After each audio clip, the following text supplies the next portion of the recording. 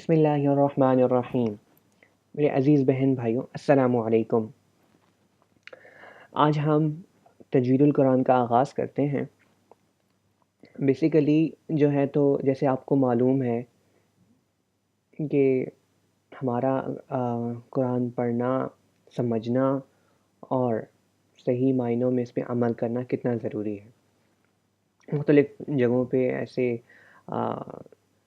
مطلب قرآن پڑھنے کے لیے مختلف قسم کے ایکسرسائزز کرائی جاتی ہیں، جیسے مدارس میں کچھ ایسی جگہیں ہوتی ہیں جہاں پہ یہ فیسیلیٹیز نہیں ہوتی، لوگ نہیں پڑھ پاتے جا کے مدارس میں، تو ان لوگوں کے لیے ایسے آن لائن کورسز جو ہیں تو وہ اویلیبل کیے جاتے ہیں کہ وہ یہاں سے قرآن پاک کو صحیح پڑھنا سیکھیں۔ پہلے میں بتاتا چلوں میں کون ہوں اور میرا تعلق کہاں سے ہے اور میرے استاد کرام کون ہیں۔ میرا نام ہے حافظ القاری نوید احمد، اور میرے اساتذہ میں جن سے میں نے قرآن پڑھا، قرآن سیکھا، اس میں مولانا محمد کاشف صاحب اور قاری گلفام شاہ صاحب۔ اس کے علاوہ اور بھی کافی اساتذہ جو ہیں انہوں سے ہم نے قرآن پڑھا اور سیکھا۔ میں ان سب کا بہت بہت شکر گزار ہوں، اور ان سب کے لیے اللہ پاک سے بہت دعا گو ہوں۔ اور بھی ہمارے کئی اساتذہ ہیں جن سے ہم نے مختلف تعلیمات سیکھی ہیں، ان سب کے لیے میری بہت زیادہ دعائیں ہوتی ہیں، اور آپ سے بھی میں یہی امید کرتا ہوں کہ آپ مجھے بھی ہر دعا میں ضرور یاد رکھیں۔ تو آتے ہیں ہم تجوید القرآن کورس کی طرف۔ جیسا کہ آپ کو معلوم ہے کہ بنیاد جو ہوتی ہے وہ یہ تعین کرتی ہے کہ اس بلڈنگ جو ہے تو وہ اس میں اس کی کتنا زیادہ وہ مضبوط ہوگی، اس میں کتنی زیادہ تعمیر کی جا سکتی ہے، یا جس طرح بھی۔ تو اگر بنیاد ٹھیک نہیں ہے نا تو اس کے اوپر بلڈنگ یا اس کے اوپر کوئی مکان تعمیر نہیں ہو سکتا۔ تو اسی طرح ہمارے پاس اگر ہمارا تلفظ ٹھیک نہیں ہے، الفاظ کی ادائیگی ٹھیک نہیں ہے، تو ہم قرآن پاک ٹھیک سے نہیں سیکھ سکتے۔ تو اس لیے ہم اس کورس کا آغاز نورانی قاعدہ سے کرتے ہیں۔ امید میں کرتا ہوں میں کہ ہمارے ساتھ کچھ ایسے لوگ بھی ہوں گے جو آج ہی سے اسٹارٹ کر رہے ہوں گے، جنہوں نے آج تک قرآن پاک نہیں پڑھا ہوگا۔ تو میری کوشش یہی ہوگی کہ میں ان کو بھی ساتھ لے کے چلوں، اور ہمارے ساتھ کچھ ایسے لوگ بھی ہوں گے جو کہ قرآن پاک پڑھ چکے ہوں گے اور ان کا تلفظ ٹھیک نہیں ہوگا، اور کچھ لوگ ایسے بھی ہوں گے جو قرآن پاک پڑھتے ہیں، ان کا تلفظ بھی ٹھیک ہے، لیکن وہ اپنے لہجے کو اور اپنے الفاظ کی ادائیگی کو اور ٹھیک کرنا چاہتے ہیں۔ تو میں ان سب لوگوں کو ساتھ لے کے چلوں گا۔ بیسیکلی میں بتانا یہ چاہوں گا کہ ہمارے پاس جو ہے تو ایسے تجوید کی ضرورت کیوں پیش آتی ہے، اور بیسیکلی تجوید کے ساتھ قرآن پاک پڑھنا کیوں ضروری ہے۔ جیسے کہ مختلف کتابیں اس کے لیے موجود ہیں، جیسے جمال القرآن بہت اچھی کتاب ہے، سر معلم التجوید، حیرات حسان، اس طرح کی بہت ساری کتابیں ہیں۔ وہ کیا لکھتے ہیں تجوید کی تعریف میں کہ تجوید کہتے ہیں ہر حرف کو اس کے مخرج سے نکالنا، ان کی صفات کو ادا کرنا۔ ٹھیک ہے، مخرج سے نکالنا یہ ہوتا ہے کہ جیسے کوئی بھی الفاظ ہے وہ کہاں سے ادا ہوتا ہے، زبان کے کس حصے سے ادا ہوتا ہے، زبان اور دانتوں کے آپس میں کیسے ملیں اور تو وہ حروف کیسے ادا ہوتے ہیں، اور اس طرح پھر ان کی صفات ہیں، ان کو موٹا پڑھنا، باریک پڑھنا، مختلف قسم کی ہر اس کے لیے مختلف صفات ہیں ہر الفاظ کے لیے۔ عربی زبان کے حروف تہجی جو ہیں وہ 29 ہیں۔ اچھا، اس کے علاوہ جو ہے تجوید کی ضرورت کیوں محسوس ہوئی؟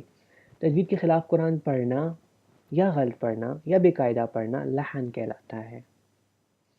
اور پھر یہ لحن کیا چیز ہے ان کے متعلق بتاتے ہیں کہ جیسے الحمد کی جگہ لوگ الحمد پڑھ دیں، سا کی جگہ سین پڑھ دیں، یا ہا کی جگہ ہا پڑھ دی۔ یہ بغیر نقطے کی جو ہمارے پاس یہ جو ہے اسے خاری کہتے ہیں، اسے لوگ ہا پڑھتے ہیں غلطی سے، تو وہی بیان کر رہے ہیں کہ ایسے لوگ ہیں جو کہ ہا کی جگہ ہا پڑھ دی، یا زال کی جگہ زا، یا صاد کی جگہ سین۔ ٹھیک ہے، جیسے اہدنا الصراط کی جگہ اہدنا الصراط لوگ پڑھ دیتے ہیں، تو یہ غلط ہے۔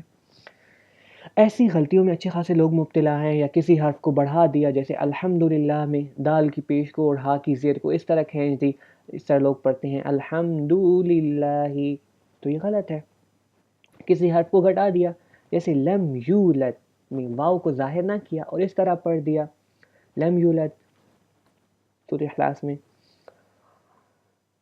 اور پیش یا جزم میں ایک دوسرے کو کی جگہ پڑھ دی، جیسے ایاکا کہ کاف کا زیر پڑھ دیا، ایاکا کی جگہ ایا کی پڑھ دی، یا اہدنا میں ہا سے پہلے اس طرح زبر پڑھ دیا اہدنا، یا انعمتا کی میم پر اس طرح حرکت پڑھ دی انعمتا، ٹھیک ہے، تو یہ غلط ہے۔ ان غلطیوں کو لحن جلی کہتے ہیں اور یہ حرام ہے۔ قرآن پاک میں اگر آپ نے ایسی غلطی کر دی تو ایسا پڑھنا حرام ہے، ٹھیک ہے۔ اور اس کی وجہ سے کئی معنی جو ہے تو وہ بھی اس میں فرق پڑ جاتا ہے اور وہ معنی ڈفرینٹ ہو جاتا ہے۔ اور دوسری قسم یہ ہے کہ ایسی غلطیاں تو نہیں ہیں لیکن حرفوں کے حسین ہونے کی جو قاعدہ مقرر ہے ان کے خلاف پڑھا، جیسے را پر جب زبر یا پیش ہوتا ہے تو اس کو پر یعنی منہ بھر کے پڑھا جاتا ہے، جیسے الصراط کی را، جیسے 8ویں نمبر میں آگے آئیں گے، اس کو باریک پڑھ دیا، اس کو لحن خفی کہتے ہیں، مطلب صفات میں غلطی کرنا۔ تو یہ غلطی پہلی غلطیوں سے تو ہلکی ہے، لیکن ان غلطیوں کا بھی کرنا مکروہ ہے اور ان سے بھی بچنا ضروری ہے۔ تو ہم نے یہ دیکھ لیا کہ تجوید کی ضرورت کیوں محسوس ہوتی ہے۔ اب ہم آتے ہیں نورانی قاعدہ کی طرف۔ یہ نورانی قاعدہ آپ کو مارکیٹ میں اویلیبل ہے، ہر بک شاپ پہ اکثر موجود ہوتا ہے، لیکن خیال ہی کیجیے کہ دو تین قسم کے قاعدہ ہوتے ہیں۔ ایک نورانی قاعدہ ہم نے جو ہے تو ان سے ہی پڑھنا ہے۔ میں اس ایپ پہ بھی کام کر رہا ہوں، کچھ عرصے میں ایپ بھی بنا دوں گا نورانی قاعدہ کی، جو کہ اویلیبل ہو جائے گی، آپ وہ ایپ سے بھی ڈائریکٹلی آپ کے پاس قرآن پاک ایک آئی فون اور اینڈرائڈ دونوں فونز کے لیے اویلیبل ہو جائے گا، جس میں یہی سیم قاعدہ جو ہے تو میں ایک ایپ پہ بنا دوں گا۔ لیکن مارکیٹ میں بھی اویلیبل ہے، آپ یہ قاعدہ جو ہے تو ہدیہ کرا لیں اور ان سے روزانہ جتنا میں پڑھاتا ہوں اس کو خود بھی پڑھیں، اس کی پریکٹس کریں اور دیکھیں قرآن پاک میں پڑھتے وقت آپ کو کتنا فائدہ ہوتا ہے۔ جتنی آپ پریکٹس کریں گے اتنی زیادہ آپ کو فائدہ ہوگا۔ تو قاعدہ میں مختلف قاعدے، جیسے رنگین قاعدہ کا یہ فائدہ ہوتا ہے کہ اس میں آپ کو الفاظ میں نا مختلف قسم کے کلرز ہوتے ہیں، جس سے آپ کو پتہ چل جاتا ہے کہ ان الفاظ کو کیسے ادا کیا جاتا ہے۔ جیسے کہ آپ دیکھ سکتے ہیں مختلف کلرز ہیں ہر الفاظ کے۔ میں ان چیزوں کے متعلق آپ کو زیادہ ڈیپ میں نہیں لے جانا چاہتا کہ آپ اس میں جو ہے تو کنفیوز ہو جائیں۔ کچھ جو خاص ہمارے پاس الفاظ ہیں میں ان کا بتا دوں گا کہ ان کو کیسے موٹا ادا کرنا ہے، یا کچھ ان کے لیے کون سے کلرز ان لوگوں نے یوز کیے ہیں۔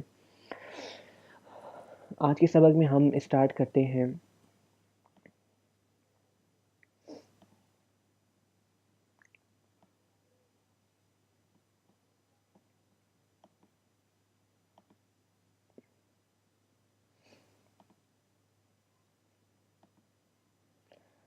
جیسا کہ ہمارے پاس پہلا جو الفاظ ہے حروف تہجی کا وہ ہے الف۔ اس کو ادا کرتے ہیں زبان کے منہ کے اس خالی حصے سے جو ہمارے پاس، یہ جیسے ہمارا منہ سٹارٹ ہوتا ہے تالو زبان اور ان سب کے بیچ میں سے، اس کو ہم خالی حصہ منہ کا کہتے ہیں۔ تو الف یہاں سے ادا ہوتا ہے، الف الف الف، ٹھیک ہے۔ تو اس طرح منہ کے خالی حصے سے الف ادا ہوتا ہے۔ کچھ لوگ ہوتے ہیں سے الف پڑھتے ہیں، الف نہیں ہے یہ جو ہے تو الف، ٹھیک۔ اس کے بعد ہمارے پاس دوسرا ورڈ ہے با۔ با جو ہے تو دونوں ہونٹوں کے ملنے سے ادا ہوتا ہے۔ آپ ادا کریں با با با، اور اس کو غلط لوگ ادا کرتے ہیں بے، بے پڑھتے ہیں، اردو زبان میں بے ہوتا ہے تو، لیکن جو ہے تو عربی میں جو ہے تو بے نہیں اس کے کہتے، اسے با کہتے ہیں۔ دیکھیں آگے ہمارے پاس یہ الفاظ اس طرح انہوں نے ان کو بتا کے بھی کر دیا ہے کہ با الف زبر با، ٹھیک ہو گیا۔ امید کرتا ہوں کہ یہ چیز آپ کو سمجھ آ گئی ہوگی۔ اگلا الفاظ جو ہے تو ہمارے پاس جو ورڈ ہے ہمارے پاس وہ ہے تا تا بہت آسان الفاظ ہے تا. اور چوتھا جو ہمارے پاس ورڈ ہے وہ ہے سا. سا سا سیٹی کی مانند آواز آتی ہے اس میں سے. آج ہم نے کیا پڑھا؟ الف، با، تا، سا. میرے ساتھ مل کے پڑھیں. الف، با، تا، سا. الف، با، تا، سا. امید کرتا ہوں کہ یہ سبق آپ کو سمجھ آ گیا ہوگا. اگر اس میں آپ کو کوئی مسئلہ ہے یا سمجھ نہیں آیا تو آپ اپنا فیڈ بیک ضرور دے سکتے ہیں. آپ ہمارے چینلز کو بھی سبسکرائب کر سکتے ہیں یوٹیوب پہ، اور اپنا فیڈ بیک بھی ہم تک ضرور پہنچائیں. جزاک اللہ خیر. السلام علیکم.